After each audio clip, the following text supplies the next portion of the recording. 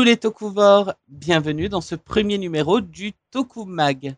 Dans cette émission, j'irai à la rencontre des personnes qui font du bruit dans la communauté française de Tokusatsu. Et bien sûr, je donnerai la parole aux fans du genre. Aujourd'hui, partons à la découverte d'une franchise franco-japonaise qui commence à se dévoiler de plus en plus. Je parle bien sûr de E-Geiger. Pour commencer, je vous propose aujourd'hui d'écouter mon interview de l'un des cofondateurs et responsables de la partie française, Monsieur John Planquet. E-Geiger en France, c'est quoi exactement? À quand un webisode de la série? Le titre français de la franchise fait-il référence à un personnage? Les réponses à certaines de ces questions dans cette interview.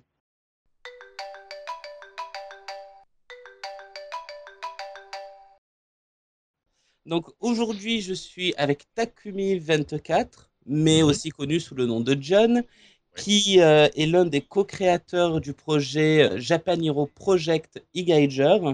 c'est ça. Alors, coucou John déjà. Coucou à vous, merci de nous proposer un petit peu de discuter autour de ce projet un peu atypique. Oui, et surtout qui n'est pas encore très connu en France, malheureusement.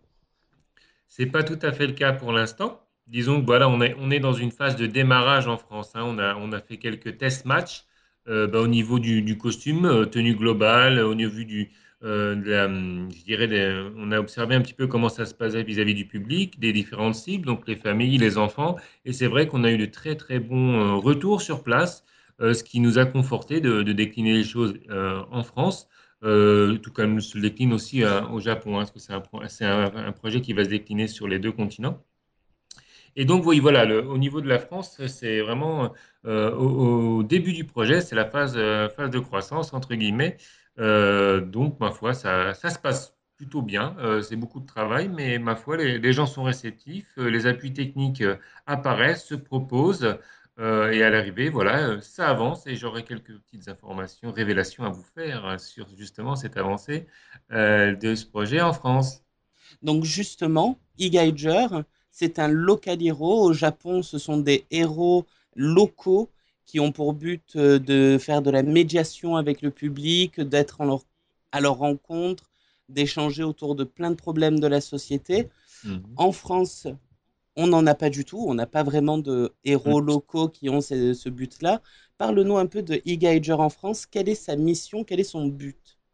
Alors en fait, effectivement, comme vous le disiez, au Japon, c'est quelque chose de vraiment bien reconnu, identifié, voilà, les locales promulguent des valeurs économiques, citoyennes, environnementales, médiation avec la population. Pas mal d'entre nous ont connu à l'époque, ma foi, les premières séries de Sentai, style effectivement Bioman, donc le Metal Hero, XOR, Charivan, Shader, donc Sentai, voire un peu Kamen Rider aussi, voire d'Ultraman.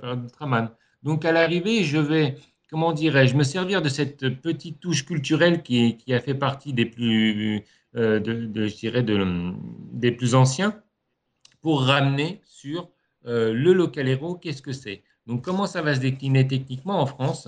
En France, ça va se décliner donc par des spectacles sur scène, de la médiation avec la population. Et effectivement, on a pu observer lors des test matchs que ce type de design de personnage causait, enfin, causait dans le sens interpeller les gens, leur rappeler des souvenirs. Ah, mais c'est du Bioman, ah, mais c'est un peu de Power Ranger, qui est entre parenthèses une version américaine de Sentai. Mais donc à l'arrivée, quelque part, dans notre conception du personnage, on fait mouche. Donc c'était intéressant de voir que déjà le projet intéressait, rappelait des choses. Et puis maintenant, on sait très bien que grâce à Aeroshock aussi,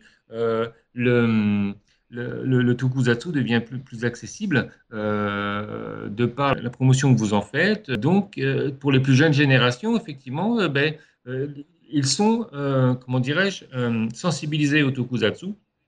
Donc, à l'arrivée, à l'arrivée, un personnage comme celui d'E-Gager sera plus parlant pour eux et l'accroche sera de fait un petit peu plus facilitée, comme finalement au Japon, le local hero est vraiment bien inscrit dans la culture populaire.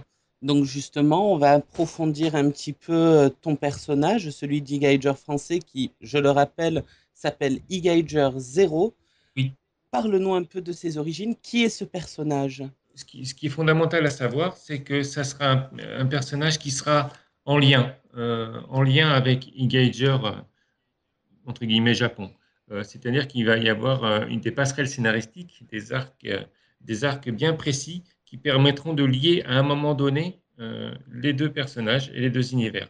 Mais effectivement, culturellement parlant, on ne peut pas décliner stricto sensu le personnage Igager Japon en France. Donc, sans en dire trop, parce que techniquement, il nous manque encore quelques avancées sur le profil du personnage, mais sachez malgré tout que il y aura une forte référence, bien entendu, à la culture origine japonaise, puisque on va utiliser entre guillemets les capacités martiales de l'acteur qui est Pascal Volvert, qui est un acteur cascadeur belge qui a un bon palmarès au niveau sport de combat, arts martiaux. On va essayer de mettre en place un personnage fort en caractère, fort techniquement parlant en termes de capacité physique, mais en même temps, on ne va pas non plus axer principalement le personnage sur les combats.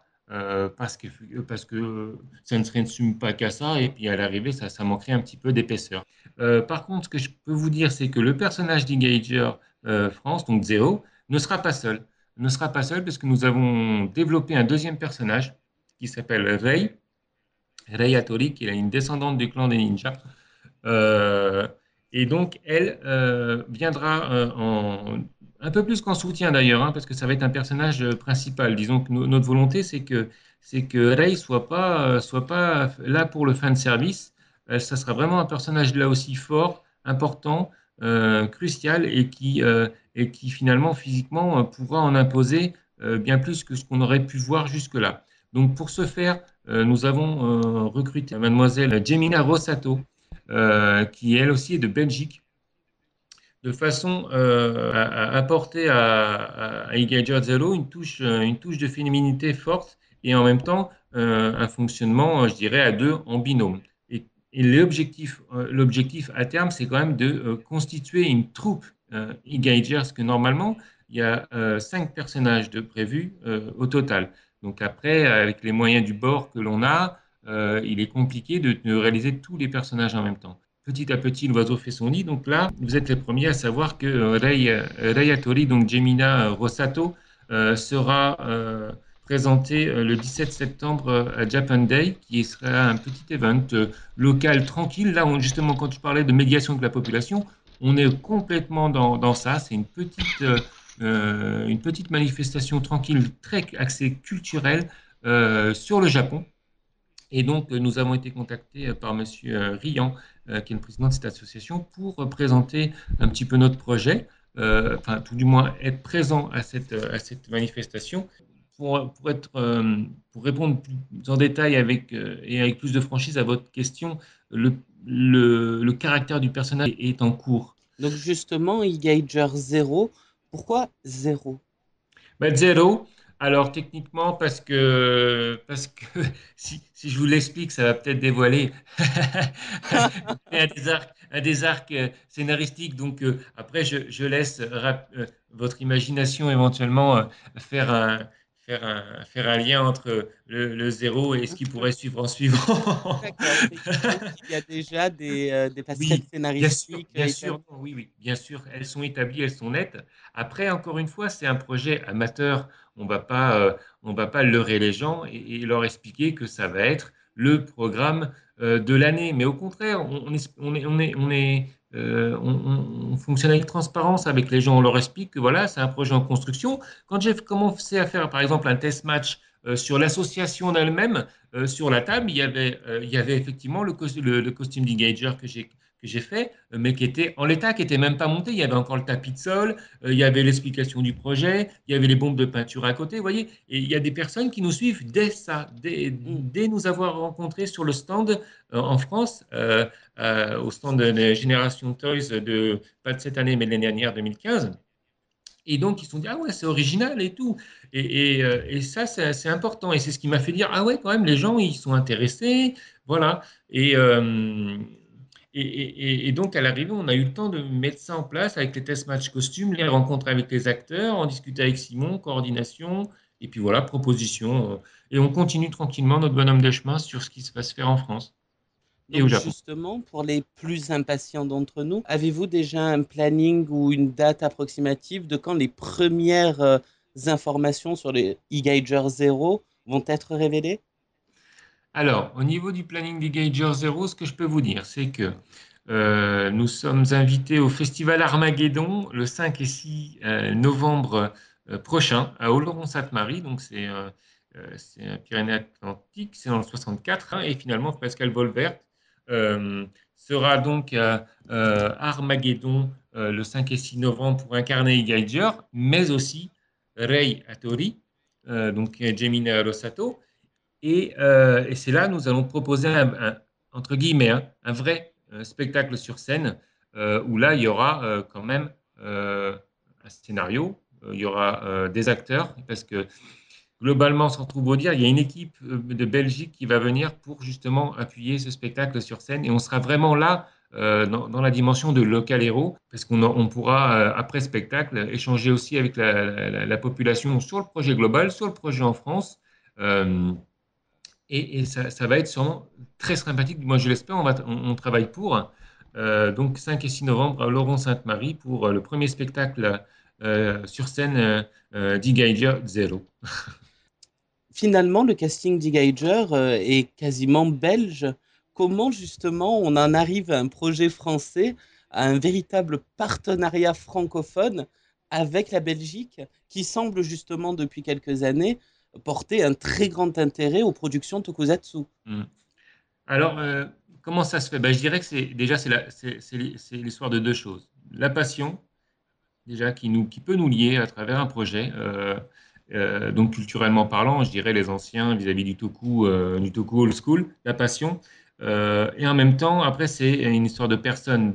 Voilà. L'aventure e-Geiger Zero, enfin France, enfin e-Geiger Global et déclinaison e-Geiger Zero, m'a amené à rencontrer des gens qui sont, bah, pour l'instant, principalement de Belgique. Mais en même temps, je n'oublie pas Michael Cherwati, qui est le président d'Armageddon, qui a, dès que je lui ai montré mes premiers croquis vis-à-vis des personnages, parce que techniquement, Engager, le design d'Engager, c'est pas moi qui l'ai mis en place, c'est Mademoiselle Chevillard, Anaïs. Après, Rei, Nambu, Oda Oni et d'autres bras droits, entre guillemets, des boss, c'est moi qui ai mis en place les designs et je vais être chargé, un tant soit peu, de transposer en live. Donc, monsieur Michael Shawati, quand je lui ai proposé mes croquis, montré mes croquis, et le projet Engager, il a été tout de suite séduit. Ce qui fait qu'à un moment donné, il m'a dit, écoute, viens à Armageddon, c'est sympa, franchement, j'apprécie, ça change, c'est original, et c'est quelque chose qui m'intéresse. Donc on va continuer à explorer un peu le monde de toku français. Ouais. Donc il y a plusieurs équipes qui travaillent actuellement sur des web-séries et diverses déclinaisons de projets tokusatsu. Toi qui t'y intéresses, est-ce que tu te vois sur la durée faire des partenariats, des épisodes spéciaux? Comment justement tu vois la place d'e-Geiger dans tout ce panel? Après, ça dépend des ambitions qu'on a. Si on souhaite rester, je dirais, dans un amateurisme qui peut être d'un très bon qualitatif, hein, quand je dis amateurisme, c'est pas forcément péjoratif. Mais quand on se croit pas plus royaliste que le roi et qu'on avance et qu'on fait des choses sympas, je dirais, ça saute aux yeux, c'est une évidence. Et par rapport à Défenseur, M. Suarez, je le trouve très,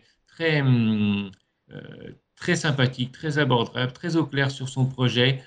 C'est qu'il veut proposer quelque chose de décomplexé, qui lui est propre, qui a une vraie touche, une vraie personnalité. Et ça, je dirais que ça fait du bien. Alors après, effectivement, on peut toujours gratter sur du qualitatif, comme quoi si c'est pas trop comme ça, ou si c'est pas trop comme ça, ou ça devrait être comme ça, parce que souvent, malheureusement, on reproche à des productions ce qu'ils ne sont pas. Mm, Mais en même temps, ce qui est dommage, on prend les choses à l'envers. Faisons déjà avec ce qui est proposé si ça correspond au mieux à la vision de l'auteur. Et par rapport, exactement. voilà. Et par rapport à Gakusai, je dirais que je le connais peut-être un petit peu moins, mais globalement, ça fait quelques temps qu'il essaye de développer son projet. Il y a eu des hauts, des bas. Moi, j'aime bien le rendu global quand même des costumes qui est pas inintéressant, loin de là.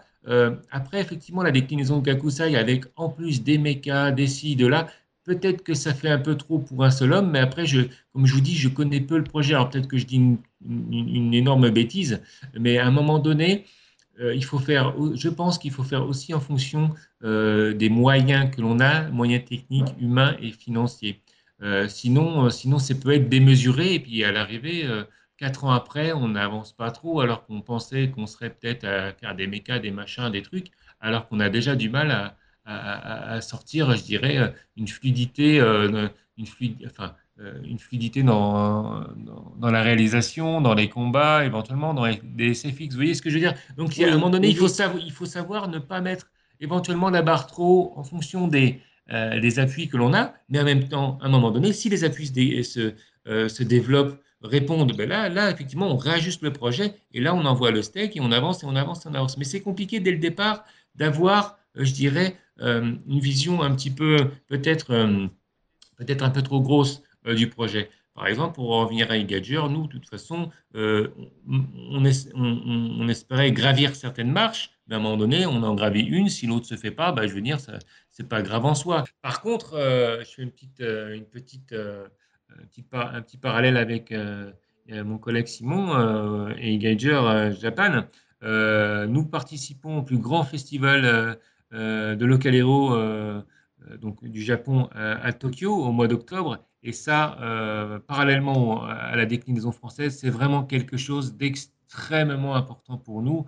C'est vraiment génial parce que moi je vais rager de paillettes physiquement, mais je suppose que pour Simon, ça va être quelque chose d'extraordinaire parce que il y a quand même une tripotée de local héros qui vont se déplacer, moult troupes diverses et variées, spectacle bien abouti, sympathique, enfin de tous les niveaux, hein, mais ça va vraiment être une expérience extraordinaire, un moyen de communiquer aussi sur le projet sur place.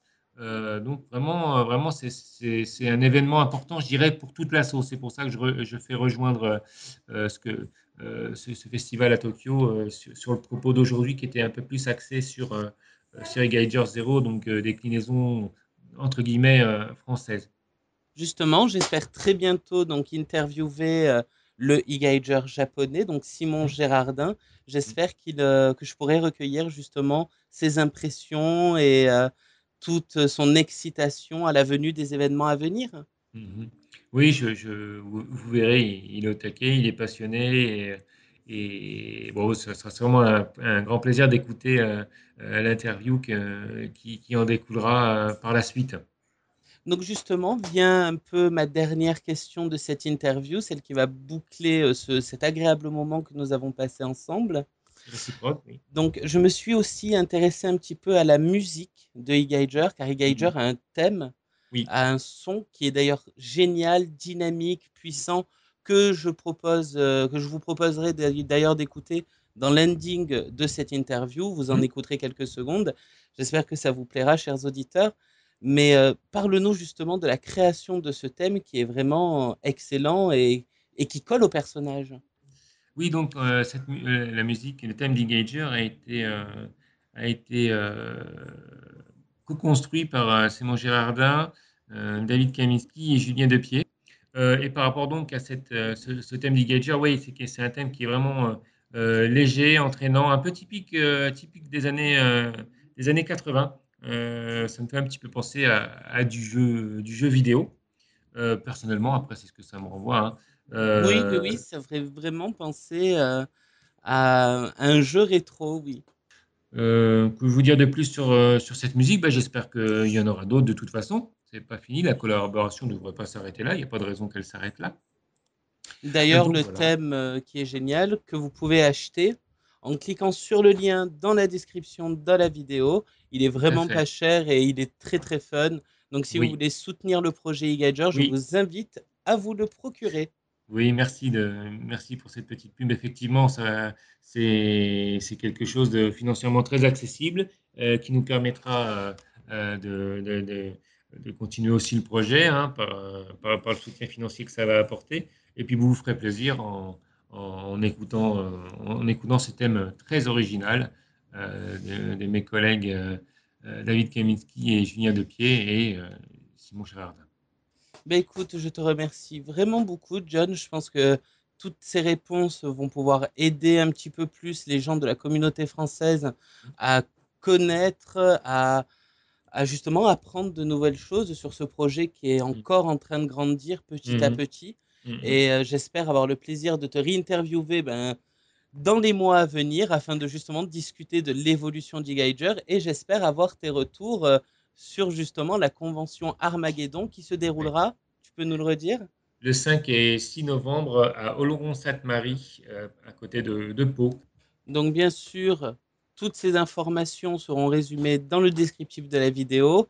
Mhm. Pour plus d'informations et encore plus en découvrir sur le monde d'e-Geiger, je vous invite vraiment à suivre la page Shinobi no Yusha e-Geiger et bien sûr, nous partagerons les informations sur notre page HeroShock et sur HeroShock TV. Donc je vous remercie encore beaucoup, John, d'avoir passé ce moment avec moi. Un grand Merci plaisir. à tous ceux qui nous ont écoutés.